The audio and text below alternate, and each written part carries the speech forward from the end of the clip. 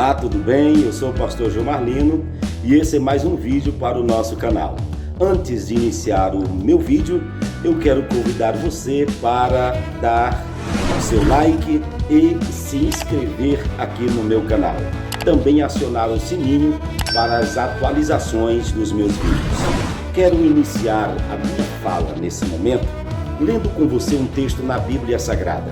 Esse texto se encontra em Mateus, capítulo 16, e o versículo de número 18, que diz assim: Pois eu também te digo que tu és Pedro, e sobre esta pedra edificarei a minha igreja, e as portas do inferno não prevalecerão contra ela. Amigos, esse texto revela-nos algo tão claro, tão real e tão verdadeiro. Isto sucedeu nas regiões de Cesareia de Filipos. Jesus estava reunido com seus discípulos. Ele então aproxima de Pedro, olha bem nos olhos de Pedro e disse: Pois eu também te digo que tu és Pedro, e sobre esta pedra edificarei a minha igreja, e as portas do inferno não prevalecerão contra ela. Amigos, esse texto nos revela algo tão claro, algo tão real, que haveria de acontecer posteriormente à edificação da igreja. Jesus, na sua onisciência, ele já sabia que haveria confrontos, haveria perseguições. Os inimigos da igreja, os inimigos da obra de Deus, eles iriam surgir, eles iriam aparecer, mas não seriam essas perseguições que haveria de barrar, paralisar a igreja que pertencia a alguém. E esse alguém seria Jesus Cristo. A igreja não foi edificada sobre Pedro. A igreja não foi edificada sobre o fundamento dos discípulos. A igreja não foi edificada sobre os fundamentos dos apóstolos. A igreja foi edificada sobre Cristo. Ele é a pedra angular de esquina. Esta pedra que os edificadores rejeitaram. Essa pedra que os edificadores, que os construtores excluíram. A igreja foi edificada sobre ela. Se a igreja tivesse sido edificada sobre Pedro, ela já teria se desmoronado. Se a igreja tivesse sido edificada sobre regime humano, regis humana, ela já teria sido demolida, destruída e quem sabe até se acabado. A igreja mantém-se sobre as estruturas, sobre a base de Cristo como rocha, como pedra angular da esquina. A igreja tem sido vilipendiada ao longo dos séculos. Esta igreja que Jesus edificou, ela tem sido alvo de calúnia, ela tem sido alvo de ataques, ela tem sido alvo de perseguições. E por falar em perseguições, nós estamos no momento vivendo uma onda de perseguição. Ainda que alguém, as autoridades do nosso Brasil, chega ao ponto de dizer que o barramento dos cultos, a questão da paralisação dos cultos não constitui em uma perseguição, mas nós conhecemos muito bem. Eu quero deixar bem claro para as nossas autoridades do nosso Brasil, sabemos muito bem o que é uma perseguição, o que quer dizer perseguição. Nós conhecemos e não dependemos das explicações de ninguém, porque nós conhecemos muito bem o que é isso. Para falar sobre perseguições, não tem como falar sobre esse assunto sem lembrarmos do que aconteceu no tempo dos apóstolos, dos discípulos ou até mesmo do próprio Cristo. Ele foi alvo da maior perseguição.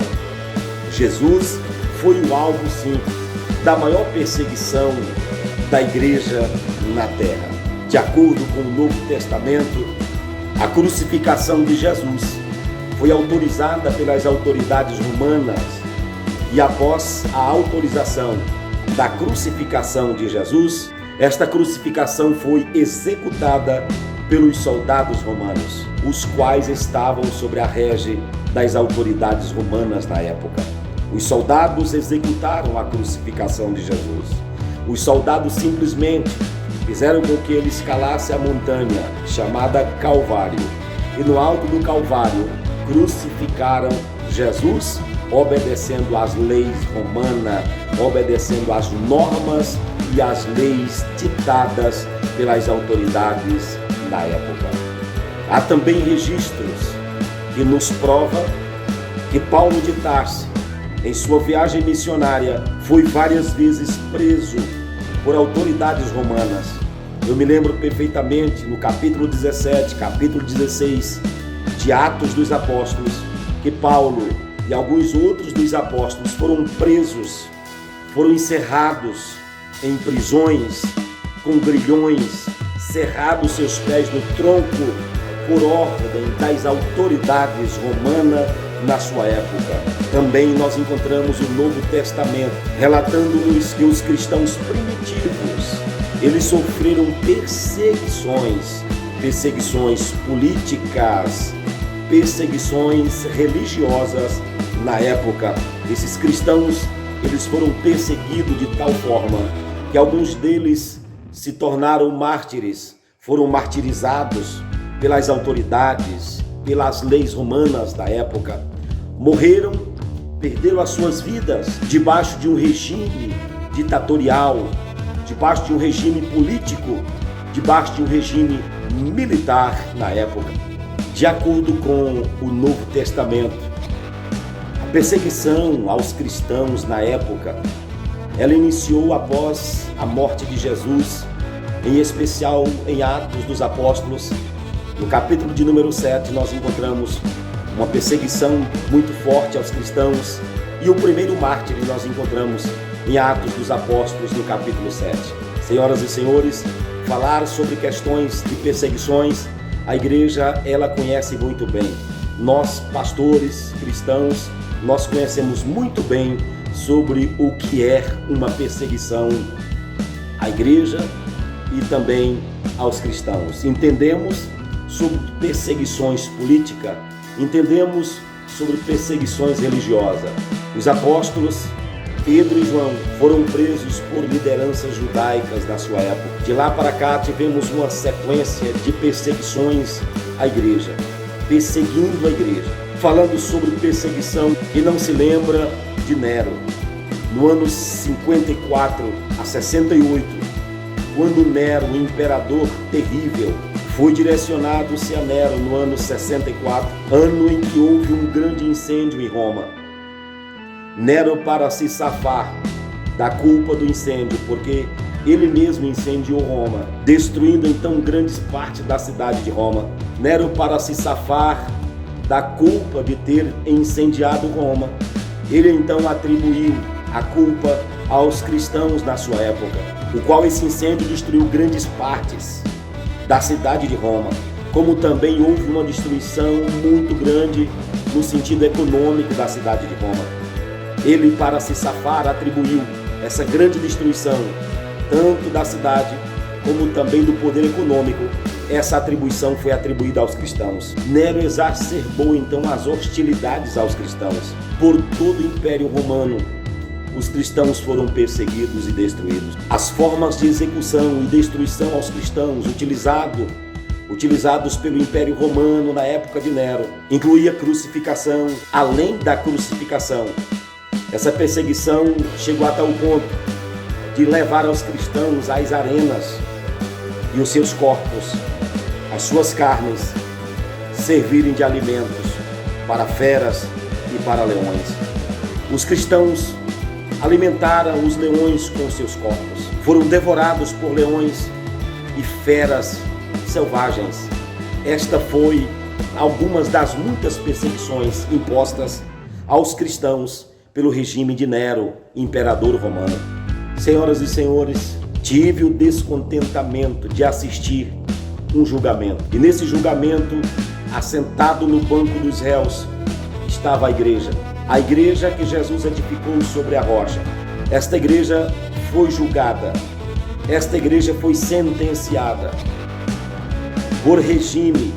Eu, pastor Gilmar Lino, sem reservas, aqui nesse momento faço questão de dizer abertamente, foi julgada, a igreja foi sentenciada simplesmente por um tribunal envolvido politicamente, aonde sem compaixão condenaram a. Senhoras e senhores, a desculpa que nós entendemos perfeitamente de alguns ministros do STF é que a igreja ela se tornou o meio principal de disseminar o contágio do Covid-19, o coronavírus. Ora, senhoras e senhores, como pastor de igreja, nós sabemos perfeitamente as medidas cautelares estabelecidas pelo Ministério da Saúde. Nós, igreja, obedecemos.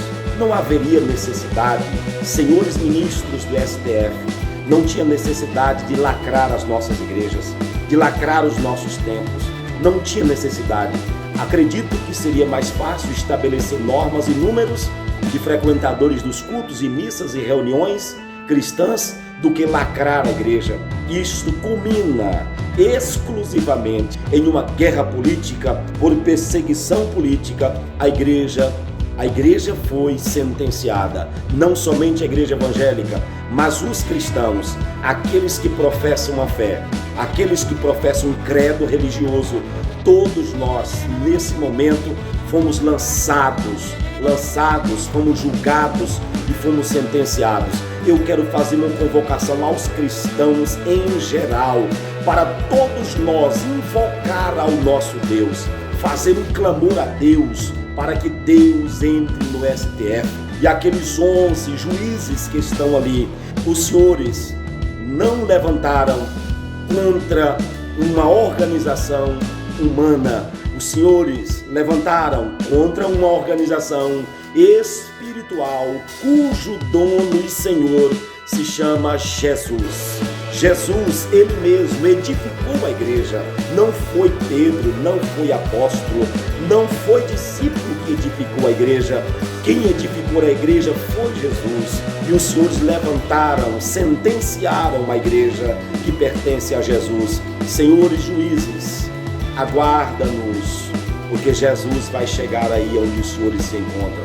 Jesus vai chegar aí. Nós entendemos perfeitamente das questões da saúde. Nós temos o álcool em gel, nós temos as máscaras, nós temos o distanciamento social que nas nossas igrejas está sendo obedecidas. Todas estas normas estabelecidas pelo Ministério da Saúde, nós obedecemos na íntegra estas normas. Se precisar diminuir o número de frequentadores nas nossas reuniões, nos nossos cultos, nós diminuiremos. Não precisava tanto, senhores. Fechar a igreja, isto traz ao nosso entendimento, resume exclusivamente em apenas uma questão, perseguição política. Que Deus abençoe a todos.